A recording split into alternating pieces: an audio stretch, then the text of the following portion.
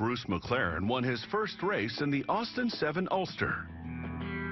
He founded Bruce McLaren Racing in 1963. The team competed and won in the Formula One, Can-Am, Indy 500, and Le Mans races.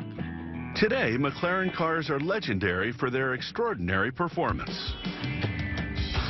In 1992, the car maker unveiled the McLaren F1, a road car that rewrote the supercar rulebook. With the F1, McLaren distilled its unparalleled success on the track into the fastest naturally aspirated production car in the world. The 650S continues the tradition. It is a series production supercar, available as a coupe or convertible. The car's twin-turbo V8 is the powerhouse behind a blistering acceleration pace. It has a top speed of 207 miles per hour and can go from 0 to 60 in just 3 seconds. 1981, McLaren pioneered the use of carbon fiber in Formula One. And in 1992, the McLaren F1 became the world's first carbon fiber road car. The 650S is no exception. It's fitted with a lightweight carbon fiber monocell chassis with aluminum crash structures bolted to the front and rear. The McLaren Production Center is located next door to the McLaren Technology Center in Surrey, England. At this station, a technician assembles the front and rear crash structures onto the carbon fiber monocell. A specialized fixture helps him manually guide the structures into place. He uses a wrench with a preset torque specification to tighten the bolts. Like many supercars, the 650S is hand-built. Even though there are no conveyor belts or robots in this facility, McLaren still manages to construct 8 cars a day. The technician marks each bolt to note that it's been tightened to the correct torque. A 2-part high-strength structural adhesive is applied to large parts of the body structure, like this windshield frame. The technicians clamp the part in place with the help of precision set pins and mylars.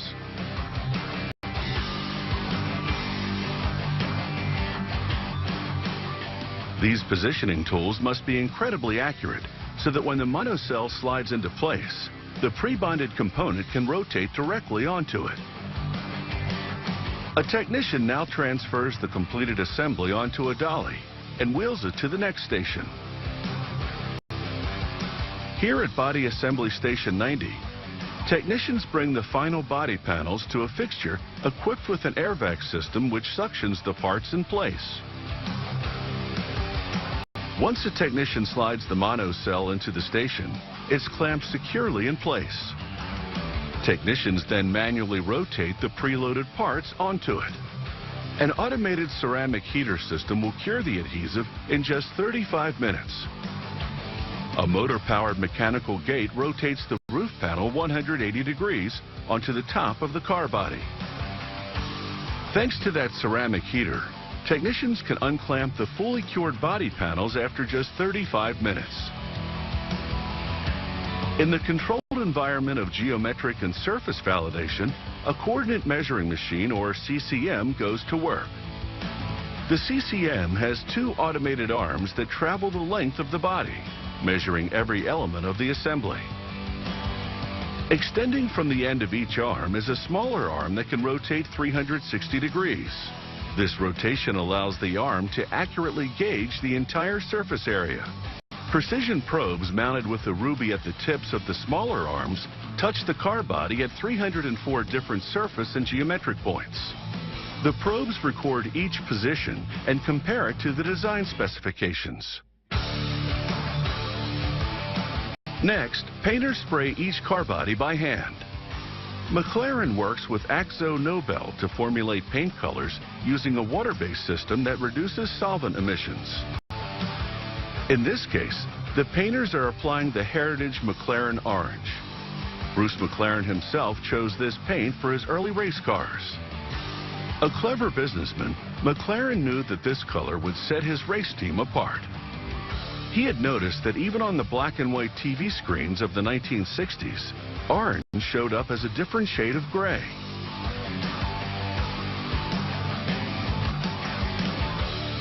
There are 30 different stations in the paint process. Once coated, a car body moves through an oven. The oven bakes the paint at a low temperature to cure it. Then technicians polish the surfaces before inspectors examine the paint for any flaws. Developed the award-winning M838T engine for its new line of supercars. Ricardo, another UK-based technology company, assembles this 8-cylinder powerhouse, which features twin turbo. Ricardo assembles the engines at this facility in Shoreham, UK. The engine moves through 10 different stations during the manufacturing process. At this station, a technician applies a lubricant to the 8 pistons before installing them in the aluminum engine block. A guide placed over the cylinder openings helps him with the installation. Once the technician finishes installing the pistons, he rotates the engine to gain access to the bottom of the connecting rods, or conrods. He adds bearings and attaches the pistons to the crankshaft. A testament to McLaren's commitment to handcrafted precision, the bearings are individually sized for each conrod. When turning, the crankshaft will churn out 616 horsepower, with the engine displacing just 3.8 liters. Once the pistons have been fully installed, a computer numerical controlled machine, or CNC, applies bonding adhesive to the top section of the block. Despite its power, the engine is surprisingly compact and lightweight. A set of guide rods helps the technician locate the part on the block. The technician further strengthens the block with bolts. Next, a worker positions the cylinder heads on top. The 2 cylinder heads have double overhead camshafts.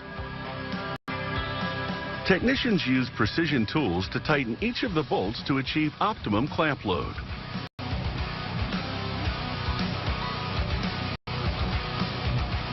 A worker fits the drivetrains to the front of the engine. These will drive the 4 camshafts and engine ancillaries.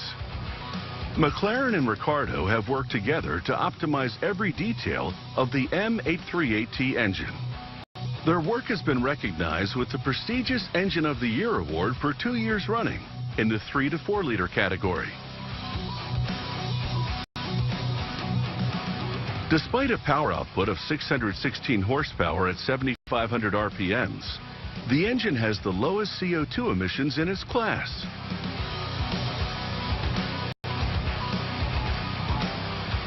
The technician has installed all of the components, but before he can test that the engine will turn over correctly, he must ensure that he has applied the correct level of tension. He now fits the spark plugs to the 8 cylinders. The engine designers found weight-saving possibilities in every corner of the assembly. Even the walls of the spark plug tubes have been thinned, reducing their weight by 5.5 pounds. With everything in place, the front cover and cylinder head covers are installed, completing this stage of the engine assembly. Here at Station 8, technicians fit the exhaust manifold and twin turbos together with the required coolant and lubrication pipes. There are some tricky elements to the installation process. Despite this, workers must keep pace with the production speed. Specialized tools help them quickly tighten bolts to the correct torque at difficult angles. The lightweight intake manifold is one of the last parts to be fitted.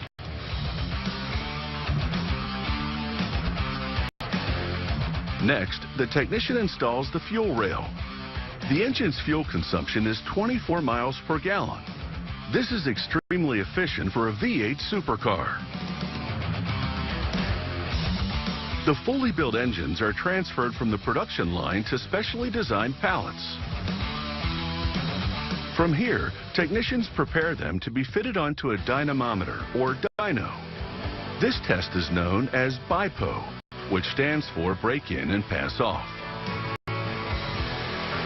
Ricardo tests every engine to ensure it meets all of its parameters. Operators rev the engine right up to the limiter, and in some cases bring it to full power. During these tests, the exhaust system heats up to over 1,700 degrees. Once Ricardo technicians fully assemble the engines, they send them here to the McLaren Production Center in Surrey, England. These painted car bodies are ready to meet their brand new state-of-the-art powertrains. At the start of the general assembly line, a technician brings the powertrain over to a car body. He positions the powertrain directly under the body. The body will then be lowered onto the powertrain. At a different sub-assembly station, technicians have already united the engine with its 7-speed dual-clutch gearbox. Wheel-mounted rocker paddles allow drivers to shift the transmission between fully automatic, semi-automatic, and fully manual modes. A technician fits a heat shield over the engine before installing the exhaust system.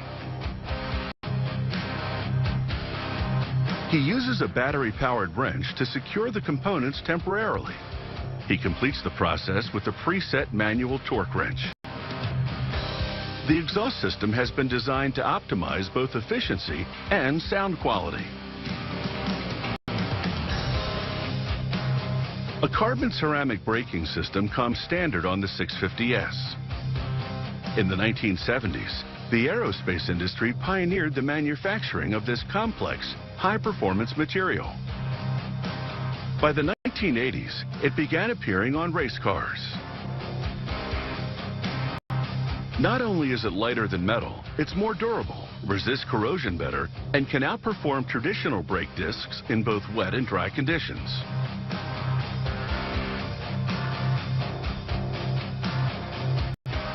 At this station, a technician prepares the car for an operation called the engine run-up. He plugs an exhaust extraction system into a vent hidden in the floor. This way, when the vehicle is started for the first time, exhaust gases are vented out of the building.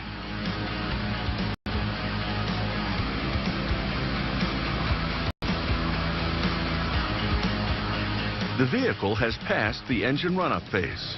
It's time to install the engine cover. This includes another heat shield, creating a sandwich layer. The added layer quickly reduces exhaust gas temperatures from over 1,600 degrees to just under 600. A pre-fitted protective covering prevents damage to the paintwork during installation. The technician can now fit the air brake onto its mechanism. The air brake increases braking performance. It also adds drag and rear downforce. Two technicians move the car's lightweight windshield onto its frame, where adhesive bonds it in place. McLaren has maximized the depth of the windshield to enhance visibility for the driver. McLaren's signature dihedral doors first appeared on the legendary F1.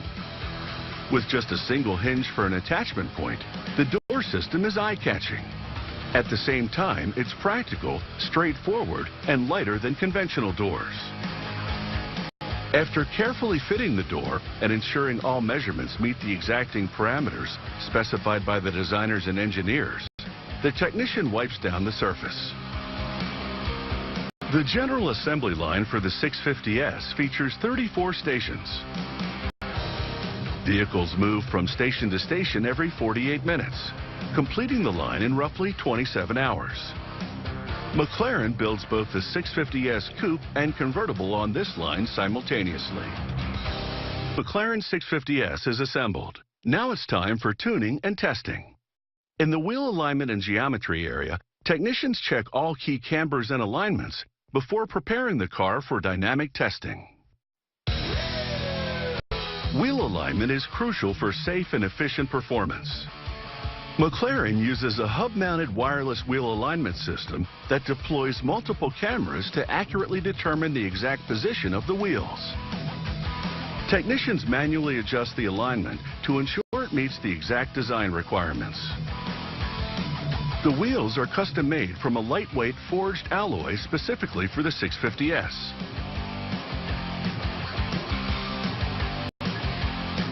Pirelli, a McLaren technology partner, custom developed the P0 Corsa tires for the 650S. Once the wheels have been accurately aligned, technicians remove the wireless system.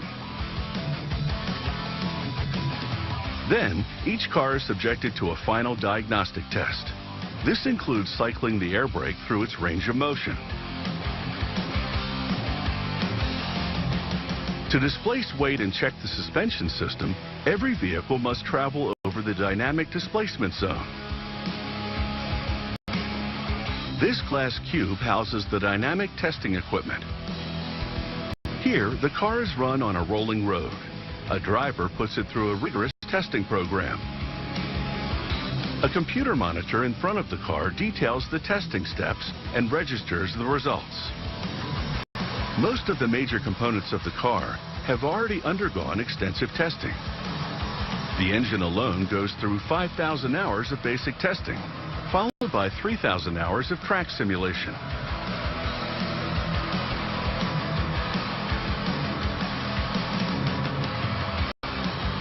Once the test is complete, the driver exits the dynamic test and heads for the next station.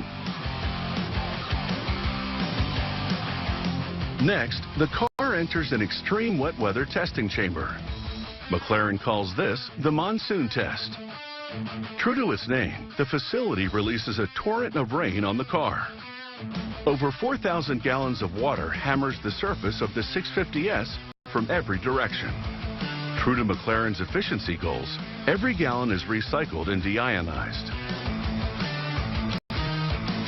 Every model built at the McLaren Production Center must endure an extensive road test. McLaren calls this a shakedown. To prepare this 650S for its shakedown, the technician applies protection over the car's lower bodywork.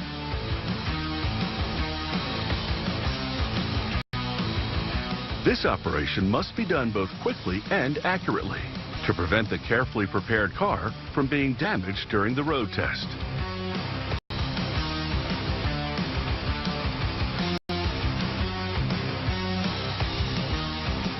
Each 650S goes through the dynamic testing phase with the final alloy wheels and tires that it will be wearing when the customer first drives it.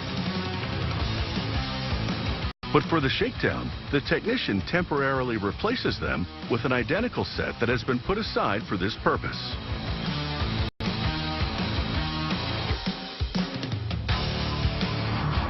Now, a McLaren technician takes the 650S outdoors for the first time. He tests every element of the car's performance. An extensive test on road and track is required, working through the various systems, both internally and externally. This is a standard procedure in high-performance car manufacturing. It follows an engineering concept known as the bathtub curve. According to this concept, any components that might fail will fail early. So what survives the shakedown will last a long time. On a graph, this concept shows up as a curve that looks like a bathtub, hence the name.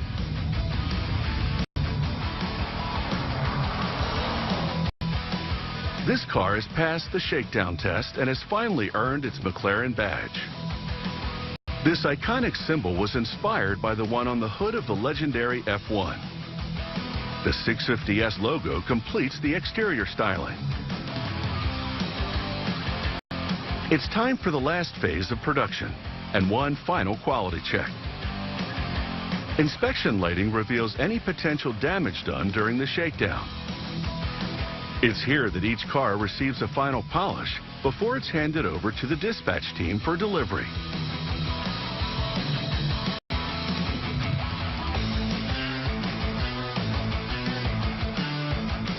The shape of the LED headlamps, the distinctive door blades, and front and rear bumper design all contribute to the dramatic look of the 650S. As standard, McLaren trims the 650S interior with lightweight Alcantara upholstery. The electrically retractable hardtop roof automatically lowers in just 17 seconds. This can be done at rest or at any speed up to 20 miles per hour. Bruce McLaren dreamed of launching a road-legal sports car.